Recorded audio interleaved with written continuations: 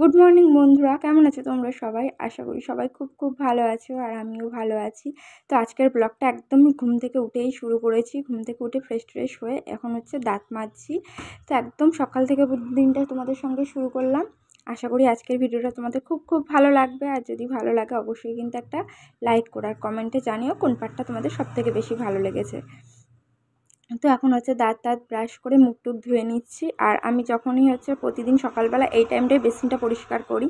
তো একবারে কি হয়, বেসিনটাও প্রতিদিন যদি একটু একটু করে পরিষ্কার করা হয় একদমই নোংরা হয় না। আর দিনের শুরুতেই যদি পরিষ্কার করা হয় তাহলে সারাদিনটা বেশ পরিষ্কার ঝকঝকে থাকে, দেখতেও কিন্তু ভালো লাগে। তো চলো আজকের দিনটা তোমাদের এখান থেকেই শুরু করি।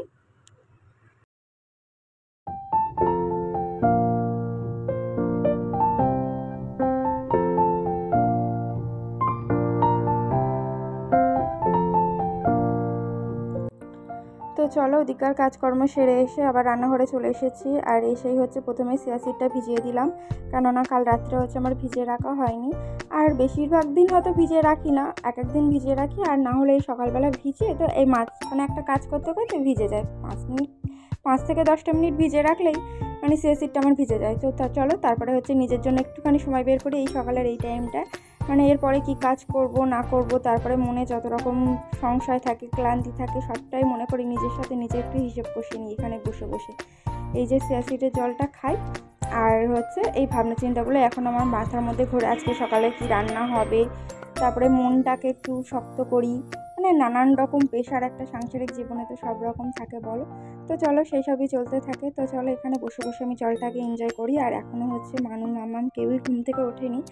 আর তোমাদের দাদাভাইও হচ্ছে ব্যায়াম করছে, এখনও নিচেই হাঁটতে যায়, তারপরে ব্যায়াম করে এইসবই করে। তো ও এখন ওঠেনি, তো সেই টাইমটা হচ্ছে আমি সকালবেলা উঠে নিজের জন্য এইসব সময়গুলো বের করে রাখি।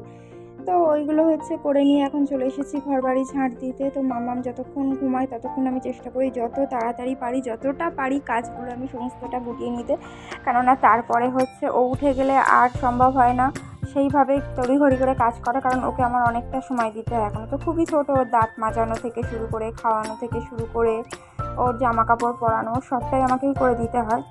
তো সেই জন্য আর হচ্ছে দেখো তারপরে হচ্ছে বাসনগুলো মেজে নিচ্ছি। তো কালকে হচ্ছে রাত্রে একটু ব্যস্তই ছিলাম, হচ্ছে দোকানে বসতে হয়েছিল, সেই জন্য সেই সন্ধ্যে চায়ের বাসন থেকে শুরু করে আর সমস্ত বাসন কুসন সবই আমার পড়েছিল, মানে এগুলো না আর করাই হয়নি। তো সেই জন্য হচ্ছে এখন মেজে নিচ্ছি, চায়ের বাসন থেকে শুরু করে রাত্রে খাওয়ার বাসন সবটাই হচ্ছে এখনই মেজে নিচ্ছি। তো এই কাজগুলো যদি রাত্রে করে রাখা হয় না তাহলে কিন্তু সকালবেলা অনেকটা ফ্রি টাইম পাওয়া যায়। তো আজকে আমার কাজের এত তড়িঘড়ি লেগেছে কি বলবো, এক তো আমি রাত্রে এইসব কাজগুলো করেই রাখিনি, সেগুলো আমার এখন করতে হচ্ছে। তারপরে আজকে রান্নাবান্নার বাজার দেখে তো মাথা খারাপ, এই গরম পড়ছে। আর তারপরে মাছ এনেছে অনেকগুলো, তারপরে রান্না হয়েছে আজকে ইঁচড়। তো ইঁচড়টা কাটতেও অনেকটা সময় লাগে, ইঁচড় চিংড়ি হয়েছে সেটা কাটতেও তো অনেকটা সময় লাগে। তো এই করতে করতে আজকের আমার ভীষণ বেলা হয়ে গেছে। তো চলো, আশা করি আজকের ভিডিওটা তোমাদের ভালো লাগছে। আর আমি এখানকার কাজবাজগুলো করে নিই।